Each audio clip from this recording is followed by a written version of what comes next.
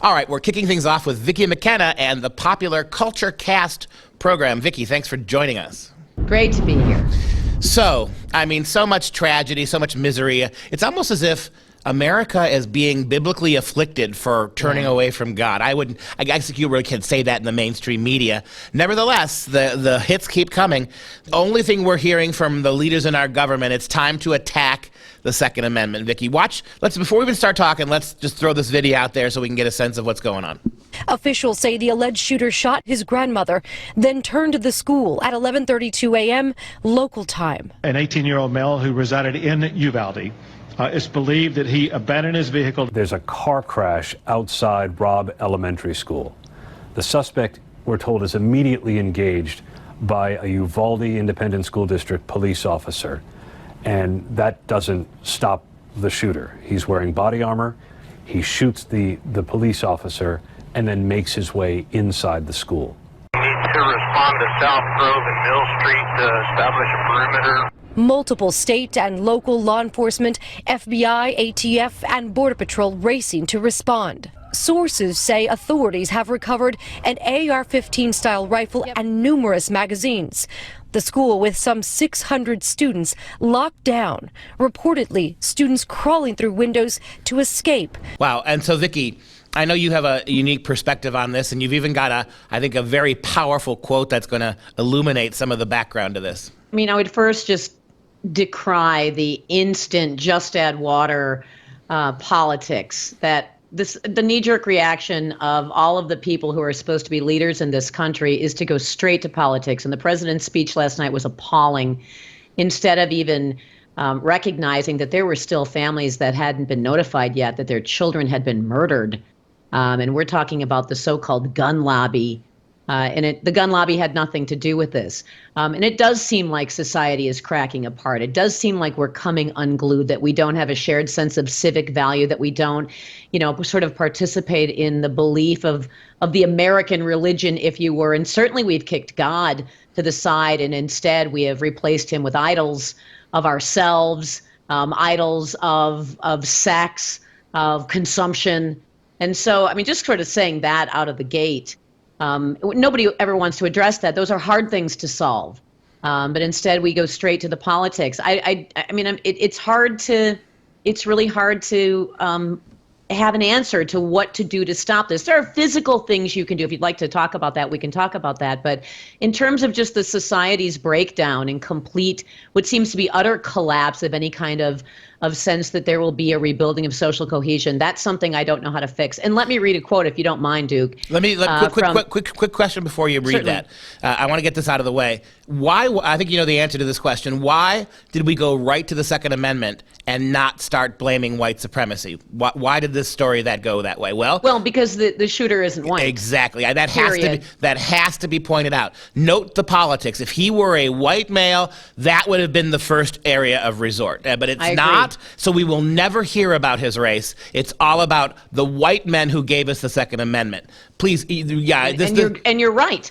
And we have to talk about this. I mean, I think politically, if the left really had its way, it wouldn't even mention the shooter's name because he's got an Hispanic surname.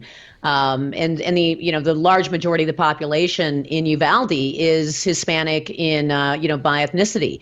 So yeah, I mean we can't talk about the white guy this time, so we're going to go straight to the Second Amendment, which is, again, it's a non-starter, and it is an admission by the Democrats that everything is politics. Everything is politics. It's not about families who just lost children. It isn't about trying to empathize and put yourself in a parent's shoes and what would it be like to get the contact from the police department or race over to the school and not be able to find out whether your kid was one of the ones who survived or one of the ones who was murdered. I mean, that's not something that we don't do that. If there's an opportunity for point scoring, that's where we go first, and it's pathetic. And I mean, we've been through this so many times now. It's just rinse repeat. It's the same record. Vicki, it's always the same. Before you read this quote, answer me this. Is it my imagination, or does there seem to be almost breathless glee on the part of the left. I mean, within 18 hours, Schumer's trying to run through a piece of federal national legislation. I mean, you've got talk show hosts from MSNBC all the way to CNN talking almost with flashing eyes and heightened pulses about this as if it's some gotcha that we finally found a way to turn the narrative. It's always the same. It's a zeal. I don't know if I'd call it glee, but I certainly think that zeal is appropriate. It's a zeal that the powerful political elite have when they have an opportunity to seize upon a situation, a crisis, a tragedy. I mean, everybody remembers the old Rahm Emanuel quote, never let a crisis go to waste, or whatever I'm paraphrasing his quote. And they don't. They never let a crisis go to waste when there is some sort of political, something political to squeeze out of it. In this case, it's gun control legislation. No, there is no gun control that would have stopped this man. There is no gun control. We've been through this. We've been through this so many different times, and I'm sort of tired of talking about it. I would rather talk about solutions. What can we do to harden targets? How can we make these kids safe? I don't know how to fix the social cohesion problem. But I'm going to say this, that the powerful elite in this country do not care about those children. They don't care. Instantly, politics was their orientation. Instantly, politics was their fixation. Instantly, politics, and blaming everyone except the shooter. Somehow I'm at fault, or you're at fault, or the NRA is at fault, when not a single proposed piece of gun control that has either been passed in a state that exists now or was proposed by the federal government would have stopped this man. I don't know how to stop the man, so let's protect the kids, but we're not going to do that because there's no political point scoring that can be gleaned from a bipartisan agreement on what we can do to harden targets and protect our children. It is nice, however, to see that there is at least one instance, however, when the left actually acts like it cares about kids, but it's a head fake because, again, they use children as a pretense to then move immediately into politics. They are dancing on the graves of dead children, and it is despicable, and I am tired of it.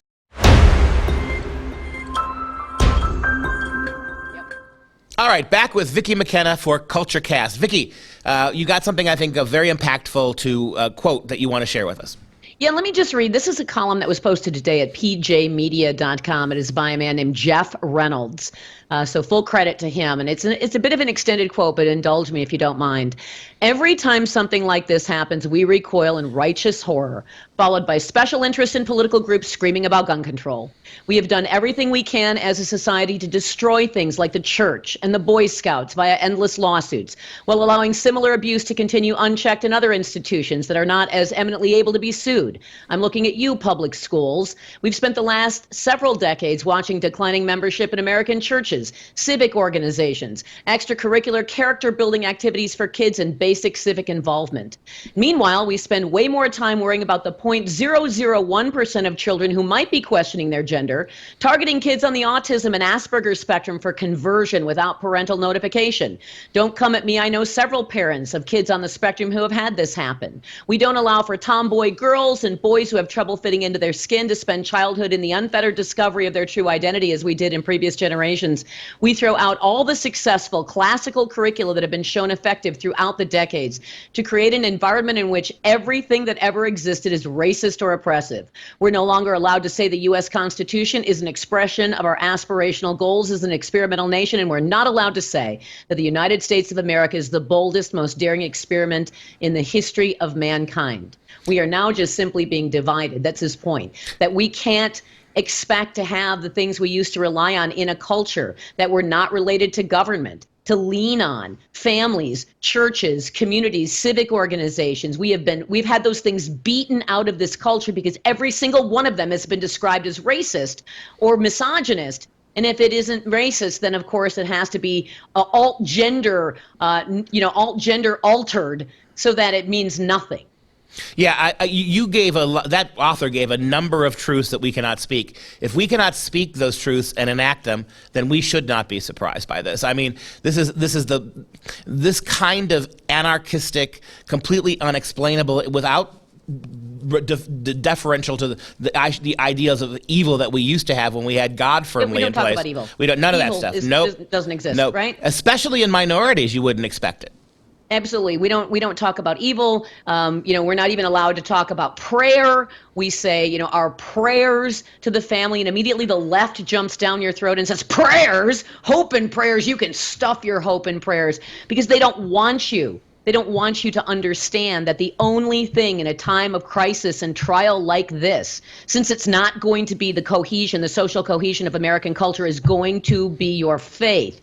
So you're not allowed to pray. And if you're not allowed to pray, of course you're not going to have any hope. And that's exactly the way the left wants it. It is pathetic. It is despicable. We have torn apart this culture and replaced cohesion with nihilism. We are letting young, unmoored men who have been cast adrift. They do not know what their rightful place in this society is. They have no idea how they're supposed to fit in, and nobody seems to care about that. We have let them, cut them loose and let them become a force that is a force of complete destruction and chaos. And nobody seems to think that we should actually look at root causes for everything else, except when the root cause of a crisis like this, an ongoing crisis like this, is of course something that we have inflicted on our own culture, and we are the ones to blame, and we are the ones responsible. And it's not our founding fathers, it's not the Bill of Rights that should be torn apart. It should be our arrogance and our ego and our self-love and our self-adulation that should finally be ripped apart, so that we can replace that with something that actually looks like we care about the common good. We only have about a minute left, but I know that you're somebody who studies tactics. Just give a 3 or 4 bullet points. What practically would you do if you were in charge to minimize these dangers? First thing I would do if I had the money is I would make sure everybody had an SRO, a school resource officer, a well-trained school resource officer, not some guy who just, is about ready to retire and they put him in the school, but somebody who is well-trained tactically, and who is well-trained in the psychology of youth interaction and the psychology of criminality. So that's the first thing I would do. But the very second thing I would do, interior locks on the classroom doors. Every single child who was killed in this school was in one classroom. Interior locks on the classroom doors, and then start hardening the target from there. You can use, there's different types of glass coating you can use that can substantially bulletproof the glass. You can close off every single other access point to a school except the front door. Close down all additional access points. This kid didn't go through the front door. He went through the side door of a school. So make it only front door entry. You can harden glass. You can harden walls. You can train up teachers in training systems like Alice or some of the other, run, hide, fight type of training techniques. And of course, you could always train up the teachers, especially the teachers who have concealed carry licenses, so that they actually know how they might be able to fight back. You can, create all kinds of different ways for children to get out. If they're stuck in a classroom, how can they escape windows if they're on an upper story? These are solvable problems. We got the Apollo 13 astronauts back from the dark side of the moon with duct tape. For heaven's sake, we can certainly figure out a way to make escape access points on windows, harden walls and doors, and install interior locks in classrooms. I don't think it is getting the Apollo 13 astronauts back. It's just blocking and tackling of basic safety.